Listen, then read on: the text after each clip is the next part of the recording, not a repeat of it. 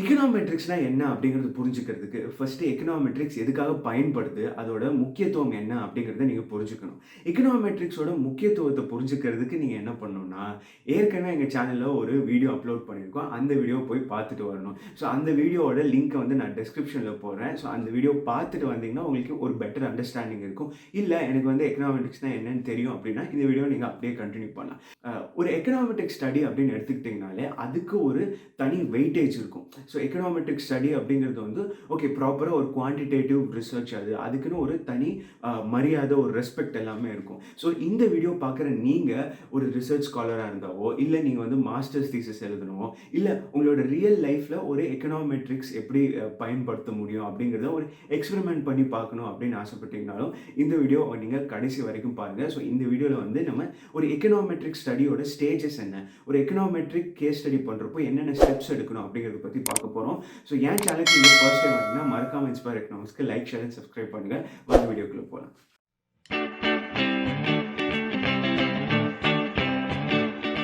So ஒரு எக்கனாமெட்ரிக் ஸ்டடியோட first stage என்ன அப்படின்னு கேட்டிங்கன்னா, ஸ்டேட்மெண்ட் ஆஃப் தியரி இல்லைனா ஹைப்போதிசிஸை டிஃபைன் பண்ணுறது. ஒரு ஸ்டேட்மெண்ட் ஆஃப் தியரி அப்படிங்கிறது இல்லை ஒரு ஹைப்போதிசிஸ் அப்படிங்கிறது என்னென்னா, ஒரு விஷயம், ஒரு கருத்து, ஓகேங்களா? இந்த கருத்து வந்து உண்மையா இல்லையா அப்படிங்கிறத நீங்கள் வந்து இந்த எக்கனாமெட்ரிக் ஸ்டடியில் நீங்கள் பார்க்க போகிறீங்க. ஸோ அந்த ஒரு கருத்தை தான் ஹைப்போதிசிஸ் அப்படின்னு சொல்லுவாங்க. ஸோ இந்த கருத்தை வந்து நம்ம சும்மா பொது வேலையில் சொல்கிறப்போ இதுதான் அப்படின்னு நம்ம சொல்லிடலாம். பட் அது வந்து வேலிடான ஒரு கருத்தா, ஸ்டாட்டிஸ்டிக்கலி அது வந்து சிக்னிஃபிகண்டா அப்படிங்கிறத ஒரு எக்கனாமெட்ரிக் ஸ்டடி பண்ணால் தான் நம்மளால் அதை கண்டுபிடிக்க முடியும். ஸோ ஒரு உதாரணத்துக்கு நம்ம இப்போ வந்து கீன்ஷியன் லா ஆஃப் கன்சம்ஷனை நம்ம எடுத்துக்கலாம். So when income increases consumption also increases அப்படிங்கிறது தான் அந்த லா. ஸோ இந்த லா தான் நம்மளோட ஹைப்போதிசிஸ். இப்போ இந்த லா வந்து இந்தியாவுக்கு ஒர்க் ஆக போதா இல்லையா அப்படிங்கிறது தான் பார்க்க போகிறோம். ஸோ நம்மளோட ஹைப்போதிசிஸ் வந்து when income increases consumption also increases. So 2வது ஸ்டேஜில் நம்ம என்ன பண்ண போகிறோம்னா, வார்த்தை வடிவத்தில் இருக்கிற இந்த ஸ்டேட்மெண்ட்டை வந்து நம்ம கணித வரையறைக்கு மாற்ற போகிறோம். ஸோ இதுக்கு வந்து என்ன பண்ணோம்னா, நம்ம சிம்பிளாக லைன் ஈக்குவேஷனை தான் இங்கே கொண்டு வர போகிறோம். y = β1 + β2 x அப்படிங்கிறது தான் இந்த ஈக்குவேஷன். ஸோ இந்த ஈக்குவேஷனை நம்ம இப்போ கொஞ்சம் தெளிவாக பார்க்கலாம். ஃபர்ஸ்ட் வந்து இந்த ஈக்குவேஷனை வந்து 2 பகுதியாக பிரிச்சிருக்கோம், LHS அண்ட் RHS. LHSல y இருக்குது. y தான் வந்து நம்ம டிபெண்டன்ட் வேரியபிள் அப்படின்னு சொல்லுவோம். ஸோ x வந்து எந்த அளவுக்கு y பாதிக்குது அப்படிங்கிறத நம்ம இந்த எக்கனாமெட்ரிக் ஸ்டடியில் பார்க்க போகிறோம். அதாவது 2 data sets x and y, இந்த ரெண்டுக்கும் நடுவில் இருக்கிற ரிலேஷன் என்ன அப்படிங்கிறத புரிஞ்சுக்கிறதுக்கு தான் இந்த ஒரு ஸ்டேட்மெண்ட்டை நம்ம இந்த ஒரு மேத்தமேட்டிக்கல் டெஃபினிஷனை நம்ம தரோம். இதில் நம்ம கேஸில் வந்து y வந்து கன்சம்ஷன் அண்ட் x வந்து இன்கம், ஓகேங்களா? ஸோ இப்போ இன்கம் மாறுறப்போ கன்சம்ஷன் எப்படியெல்லாம் பாதிக்கப்படுது அப்படிங்கிறத நம்ம பார்க்க போகிறோம். ஸோ y பற்றி பார்த்தாச்சு. அடுத்து வந்து β1 வந்து நம்ம இன்டர்செப்ட் அப்படின்னு சொல்லுவோம். இந்த இன்டர்செப்ட் வந்து எதுக்கு பயன்படும்னா, இப்போ வந்து x வந்து 0 அப்படின்ற நிலையில் y என்னவா இருக்கும் அப்படிங்கிறது தான் நமக்கு வந்து இந்த β1 சொல்லும். அடுத்து β2 அப்படிங்கிறது வந்து ஸ்லோப். ஸோ ஒரு ஸ்லோப் அப்படிங்கிறது உங்களுக்கு வந்து டிஃப்ரென்ஷியேஷன் இதெல்லாம் தெரிஞ்சிருந்தால் ஈஸியாக தெரிஞ்சிருக்கும். அந்த லைன், அதாவது நீங்கள் போடுற அந்த கிராஃப், அந்த ட்ரெண்ட் லைன் வந்து எந்த அளவுக்கு செங்குத்தாக இருக்குது, இல்லை எந்த அளவுக்கு இப்படி ஃப்ளாட்டாக இருக்குது அப்படிங்கிறது தான் வந்து இந்த ஸ்லோப் சொல்லும். x வந்து இன்கம். ஸோ இந்த இன்ஃபர்மேஷனை நம்ம வந்து ஒரு மேத்தமேட்டிக்கல் வடிவத்தில் நம்ம டிஃபைன் பண்ணியாச்சு.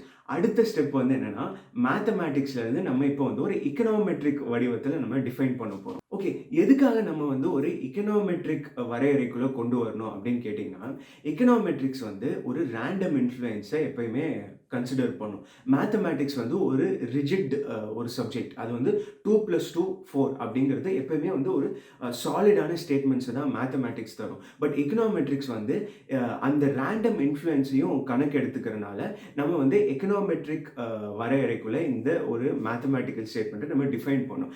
அதுக்காக நம்ம ஒன்றும் பெரிய ராக்கெட் சயின்ஸ்லாம் பண்ண போகிறதில்ல.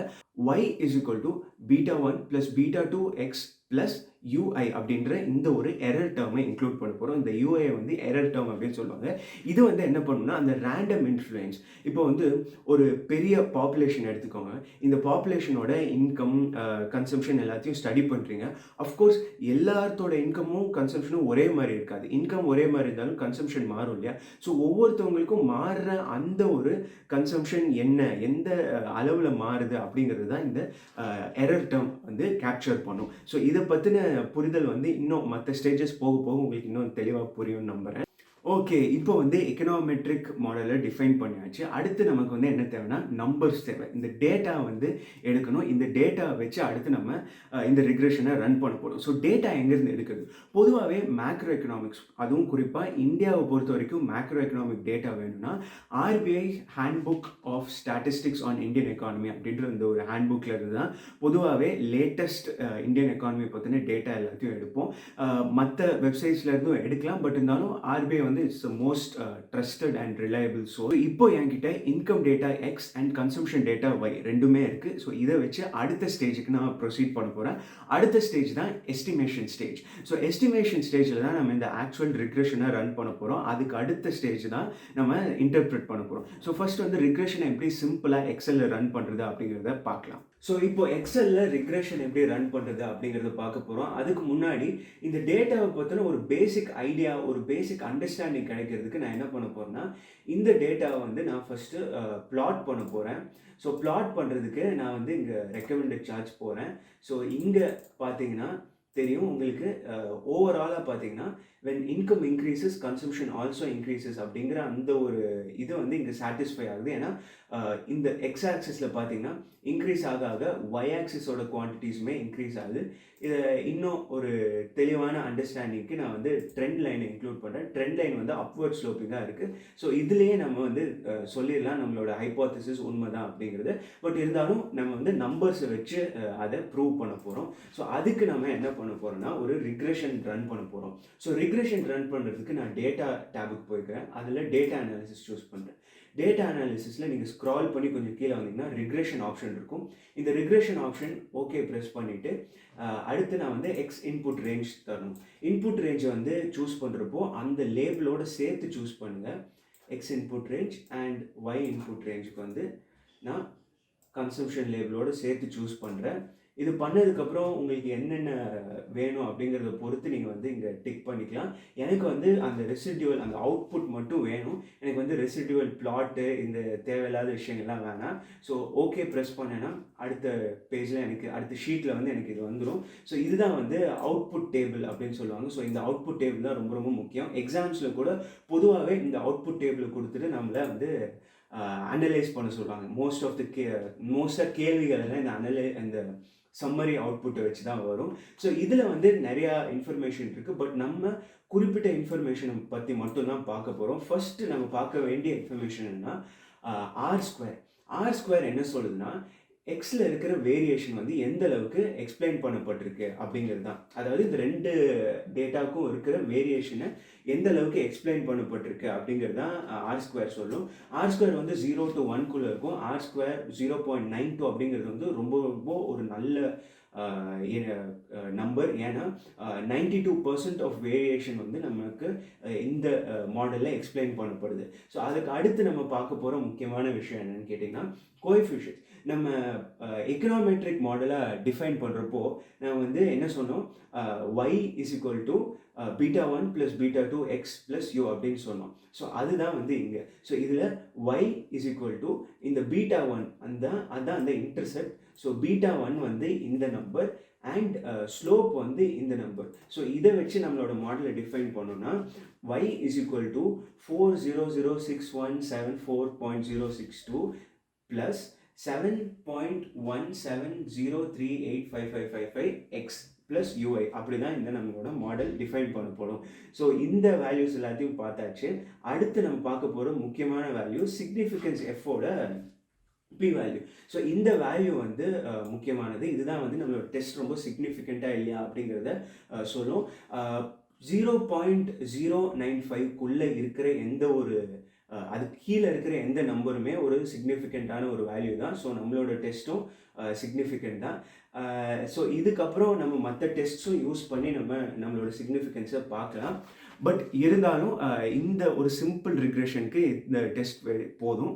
ஸோ இருந்தாலும் இந்த சிம்பிள் ரிக்ரெஷனுக்கு இந்த டெஸ்ட் போதும். ஸோ இப்போது நம்ம ரிக்ரெஷன் அவுட்புட் கிடைச்சாச்சு, நம்மளோட டெஸ்ட்டும் சிக்னிஃபிகண்ட்னு ப்ரூவ் பண்ணியாச்சு. அதுக்கு அடுத்து நம்ம என்ன பண்ணோம்னா இந்த ஸ்டேஜில் தான் பாலிசி வந்து டேக் ஓவர் பண்ணுவாங்க. ஸோ இந்த ரிசல்ட்டை வச்சு நம்ம வந்து ஃப்யூச்சர் ப்ரெடிக்ட் பண்ண முடியும், பாலிசிஸ் வந்து போட முடியும். ஸோ இதுதான் நம்மளோட அடுத்த 2 ஸ்டேஜஸ். ஸோ ஃப்யூச்சர் உதாரணத்துக்கு இப்போ வந்து ஒரு திட்டம் கொண்டு வரணும் அப்படின்னா, உதாரணத்துக்கு இப்போது நான் நாட்டோட இன்கம் இன்க்ரீஸ் பண்ணணும். அதாவது ஜிடிபி இன்க்ரீஸ் பண்ணணும்னா என்னென்ன மாதிரியான திட்டங்கள் கொண்டு வரணும், கன்சம்ஷன் இன்க்ரீஸ் பண்ணணும்னா என்னென்ன மாதிரியான திட்டங்கள் கொண்டு வரணும். இந்த மாதிரி ஒரு பாலிசி அனாலிசிஸ் வந்து எக்கனாமெட்ரிக் அனாலிசிஸ் பண்ணனால நமக்கு ரொம்ப ஈஸியாகவே இருக்கும். ஸோ இந்த எக்கனாமெட்ரிக் அனாலிசிஸ் வந்து நீங்கள் அடுத்து நிறைய டேட்டா வச்சு பண்ணலாம். நம்ம வந்து வெறும் 7 அப்சர்வேஷன்ஸ்க்கு மட்டும் தான் பண்ணியிருக்கோம். அதுக்கு மேலேயும் நீங்கள் பண்ணலாம்.